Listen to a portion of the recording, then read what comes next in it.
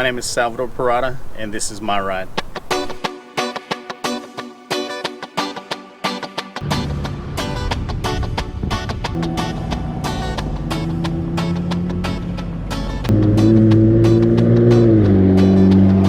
My name is Salvador Parada. I drive a 2020 Jeep Gladiator. I chose the Gladiator because Jeep tends to stay true to his roots.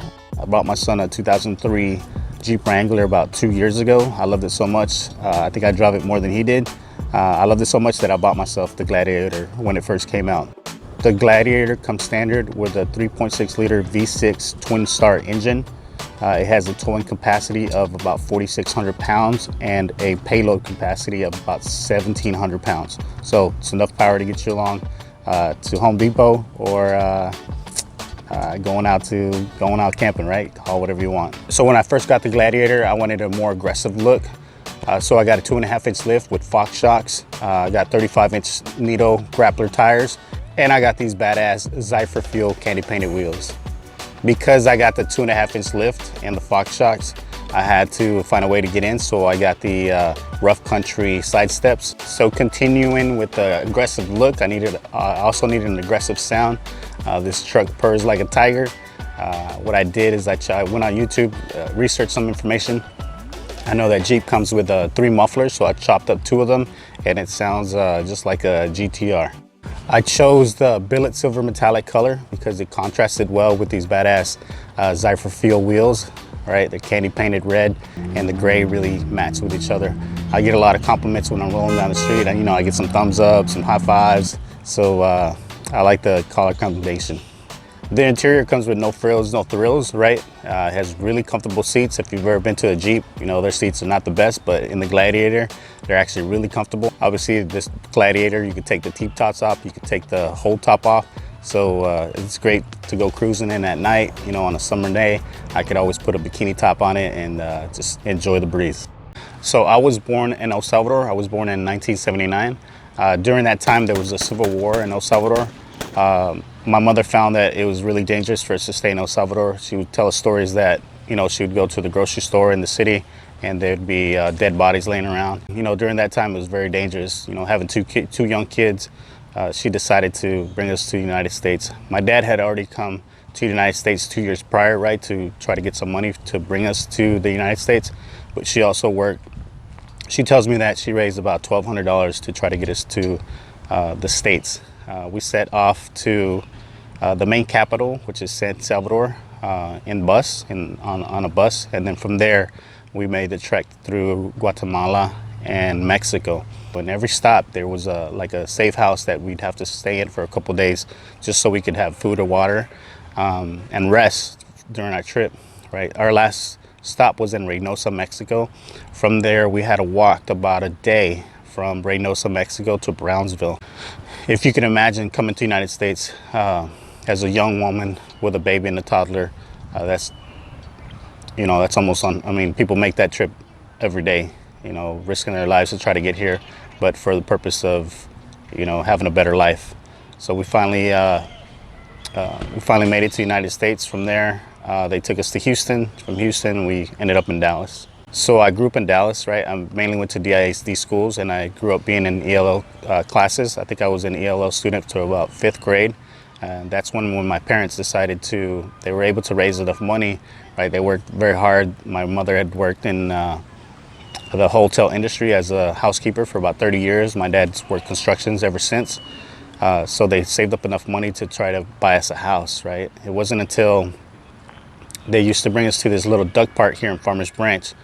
And then when they were looking for a house, this is the first place that they came to look for. And we've been here ever since. We even bought our own house here in Farmers Branch on the same street that my mother lives in. So growing up, I wasn't like the best student, right? I know school was important. My parents always said school was important, but because they worked nights and days and there was always that language barrier, right? My parents were not really as involved in school as most other parents were. So one of the things that really kept me out of trouble was playing sports. I had some friends that played baseball, and I gravitated to that sport, right? I played baseball in high school, and I think that's one of the main reasons I really stayed out of trouble. Now, I had friends that, were in gangs and, doing drugs, but it was always sports that, pulled me towards that side of it. So in school, I was always, like I said, I wasn't the best student, right?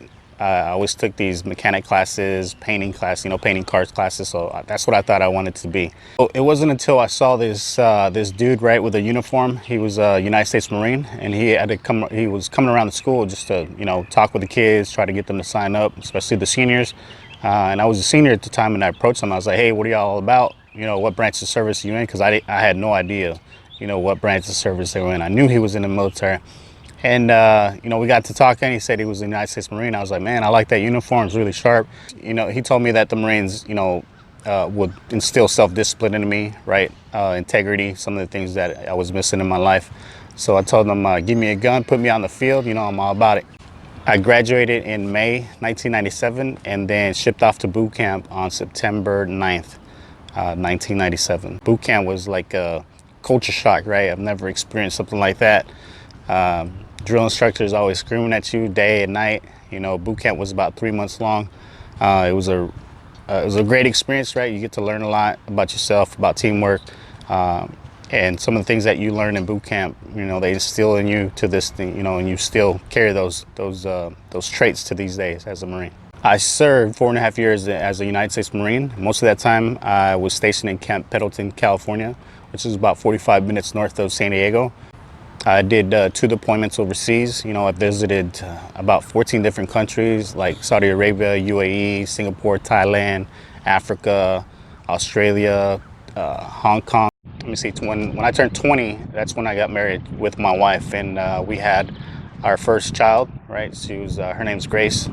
She's 20 years old now, but at the time she was 6 months. I remember going on deployment when she was 6 months old and then coming back and she was already a year old. So that was one of the reasons why I got out of the military, because I was, I'm a big family guy, and my job was pretty dangerous, and then you were away from your family half of the time. When I first got out of the military, I thought I wanted to be a police officer, right? But at the time, I wasn't a U.S. citizen yet. I was a resident. So the only thing I could do was be a 911 operator. So I did that for about a year. It wasn't until I was at a birthday party where a lady that worked for a nonprofit organization working with teenagers saw me interacting with kids, right? And she said, "Hey, would you like to work with kids?" And I was like, sure, I'll give it a try. I thought I'd do it over the weekend and see how I like it. I ended up staying for 9 years, right? I left the police department. My aspirations to be a cop, kind of fizzled out. And so I decided to work with this nonprofit working with at-risk youth, right, in low-income apartment complexes. Some of the places we worked at were like in Pleasant Grove, South Dallas. We even had programs in Frisco. So that was a really fun experience working with teenagers to promote their community and have them be more involved in the community and take up issues for their community, right? So at that time, around that time, I had worked there for about 8 years, and I knew I had to make a little bit more money, right? Our family was growing. We had our second child. And so I decided to go back to school, right? Luckily, because I was in the military, I took advantage of the GI Bill. So my love of working with kids in the nonprofit sector really transferred over to me wanting to be a teacher and make a difference in my community. This has always been a goal for me to teach in the school that I live in the community that I live in, so I can make a difference in my community, right? Just like someone made a difference in my life growing up. So right now I'm the department manager, the science department manager at Vivianfield Middle School. So I see myself growing in the position that I am right now, right? I'm actively involved in my community and in my church. I look forward to one day being an administrator here as well. I think, really putting down roots here was one of the best investments that we've made, right? We've also invested in our community, where we knocked down that 900 square foot house we used to live in and built a 3,700 square foot house, right? A lot of the people in our neighborhood really look up to us and saying, "Hey, I'm very surprised. We thought you definitely move out of the community," but we told them why move out. A lot of people tend to do that, right? They get a nice cushy job, they move out to some other location, but we didn't want to move out because we knew Farmers Branch was a great place to live, raise our kids, and work as well. Looking back over the years, I think about, the journey that my mother took to come to the United States, right? My navigation through the school system when I was younger, being an ELL student, right? Trying to suppress my culture, right? And trying to assimilate into United States culture. And then my journey as a United States Marines. The time I spent working with at-risk kids has really molded the way I look at life. I always did things with a good heart in mind, try to do right by people. And I think no matter what, if you do that, things always pan out in your favor, Me llamo Salvador Parada y este es mi rey.